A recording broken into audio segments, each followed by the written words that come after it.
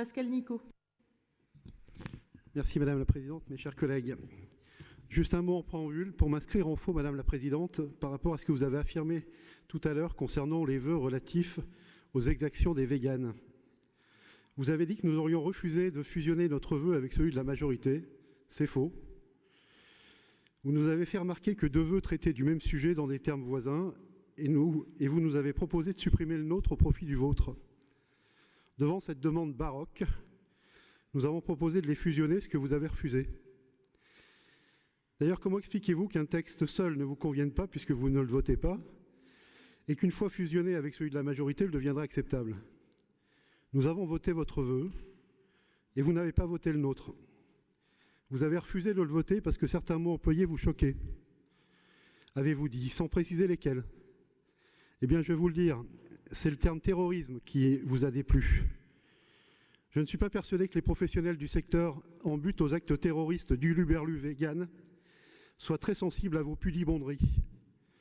Nul doute qu'ils attendaient un soutien unanime de notre Assemblée, plutôt que des postures idéologiques concernant la gauche et politiciennes vous concernant.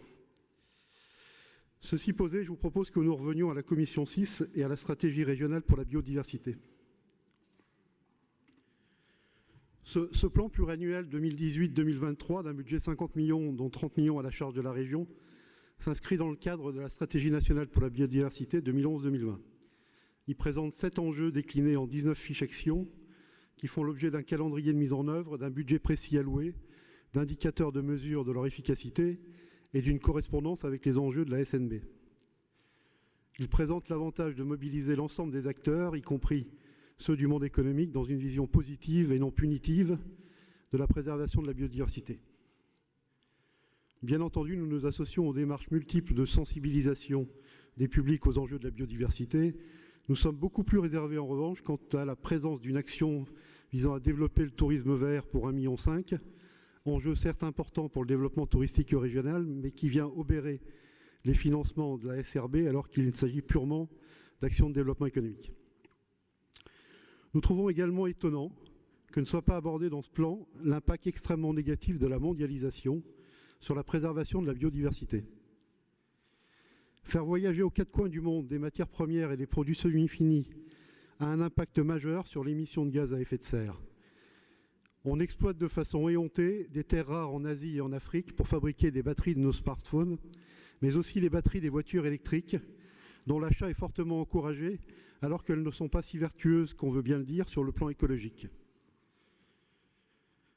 La déforestation à marche forcée, il faut savoir qu'un quart de la superficie de la France disparaît chaque année de forêt au niveau du monde, limite l'absorption du CO2 par la photosynthèse, mais détruit aussi les habitats des espèces animales et des plantes qui les nourrissent.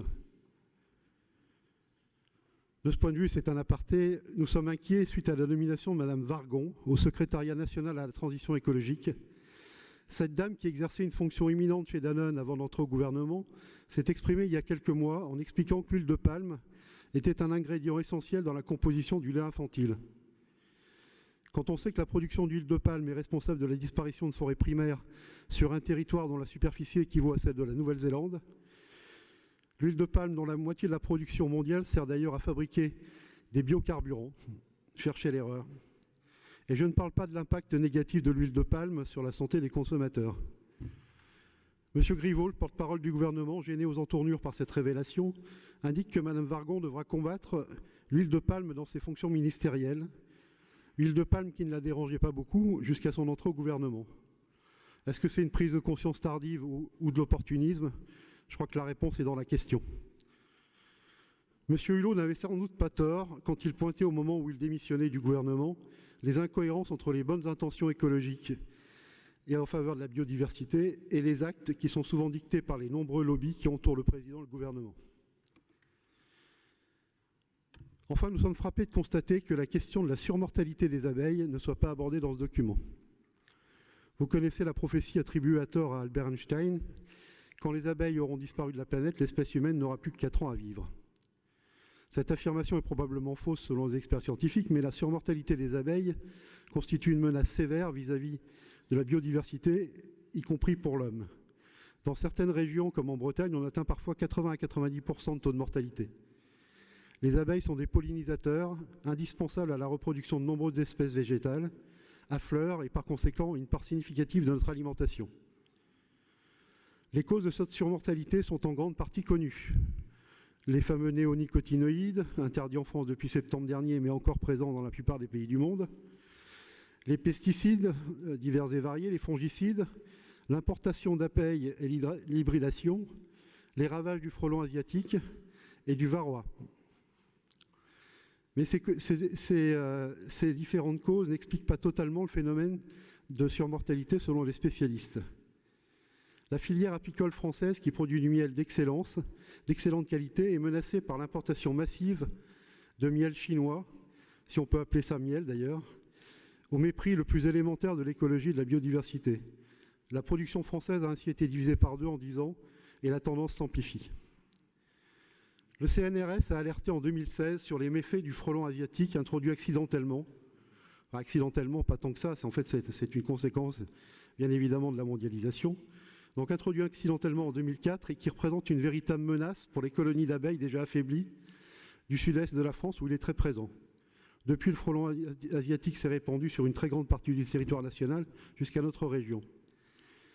Les abeilles sont surtout confrontées depuis quelques dizaines d'années à des pathogènes d'une rare virulence dont une majorité ont aussi été accidentellement importés.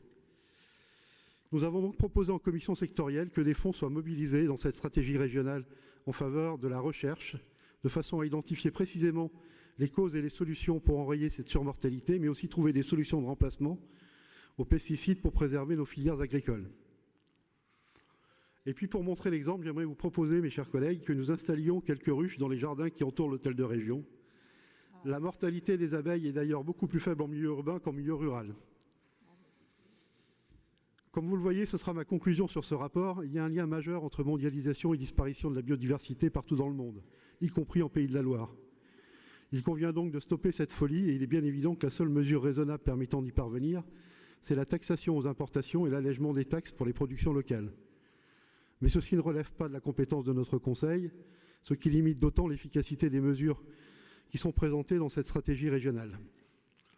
Pour conclure, et malgré ces réserves importantes, le groupe Rassemblement national votera en faveur de cette stratégie régionale pour la biodiversité, puisque la plupart des actions proposées vont dans le bon sens, malgré les effets positifs dérisoires que nous pouvons en espérer, compte tenu de ce que je viens d'exprimer.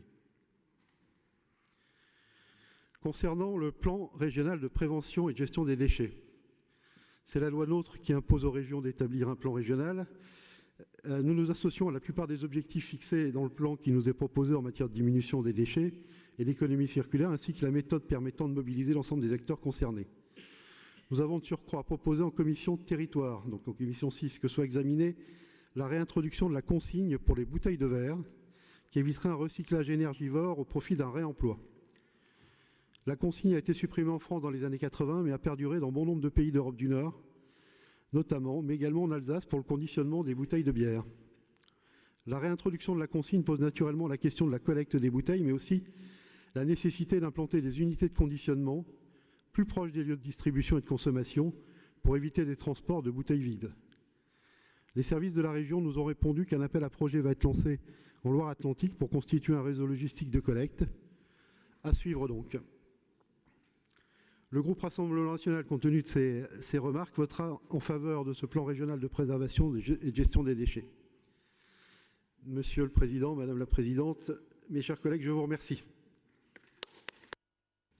Bien, je n'ai plus de demande de prise de parole. Vous êtes sûr?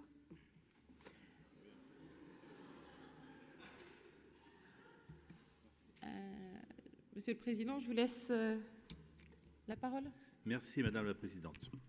Donc, je vais répondre à quelques questions et puis Laurent Giraud complétera donc mes propos et Jean-Michel Buf. Ouais, ce qui est intéressant et primordial, c'est qu'on n'est pas surpris en fait des interventions. Ce sont toujours les mêmes. Donc, je vais peut-être commencer par la fin quand même. Je vais commencer par Dominique Amiard. Nous, on n'a pas décidé du titre de Ouest France, ça c'est sûr. Je suis quand même surpris, Dominique, que tu t'exprimes comme ça. Alors, tu es élu maire, donc tu sais comment ça se passe sur le terrain et tu sais comment font les gens, les élus pour travailler sur la collecte des déchets.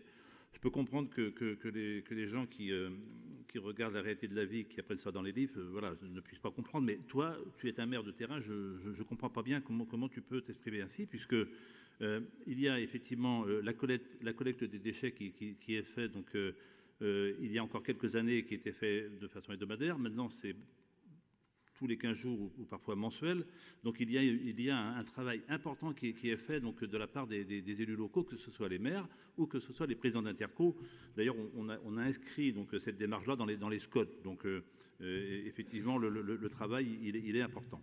Bon, mais je pense qu'on aura l'occasion d'en débattre de nouveau. Sophie Bringui, alors...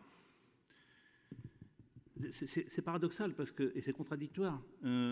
Tu reconnais qu'il y a un large débat qui s'est instauré et malgré tout qu'il n'y a pas grand-chose de fait. Donc à un moment, il faudrait savoir. Tu regrettes effectivement que vous n'avez pas donc, mis cette stratégie régionale de biodiversité en route. Nous, on l'a fait, effectivement. Vous ne l'avez pas fait à l'époque. C'est bien dommage. Et sur dire que la création des routes, est-ce que c'est écologique? Ce n'est pas la création des routes écologique. Les routes, c'est un outil. C'est surtout les voitures qui y roulent, je pense, et puis l'utilisation qu'en font les conducteurs qui devient écologique. Et je reviendrai sur deux, trois points. Pour Éric Touzeau, sur la création de l'ARB, donc il faut aller voir le paragraphe numéro 4 du compte rendu.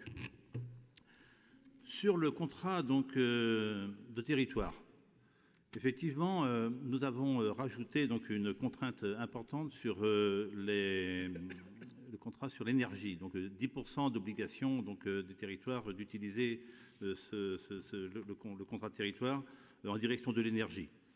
Vous ne l'aviez pas fait dans l'ancien contrat. Je peux t'assurer que dans le contrat 2021-2026, je mettrai une autre contrainte complémentaire sur l'écologie.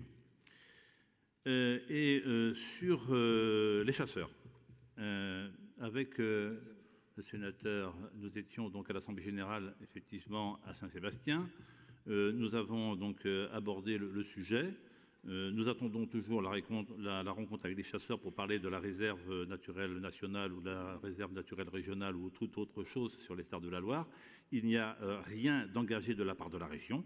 Il y a eu une annonce de la part des chasseurs, certes, mais il n'y a rien d'engagé. Nous sommes en train de travailler avec des chasseurs sur une convention que nous avons donc sur la biodiversité sur 3 ans. Voilà, donc pour les réponses rapides, mais on viendra si vous voulez sur les dossiers une fois que Laurent et Jean-Michel se sont exprimés. Pascal Nicot, sur les abeilles, effectivement, un large débat s'est instauré pendant la commission, donc il y a eu des réponses. Il y a eu donc des réponses qui ont été données donc, par Laurent et moi-même, donc c'est aussi dans le compte rendu, je pense qu'il est très bien détaillé.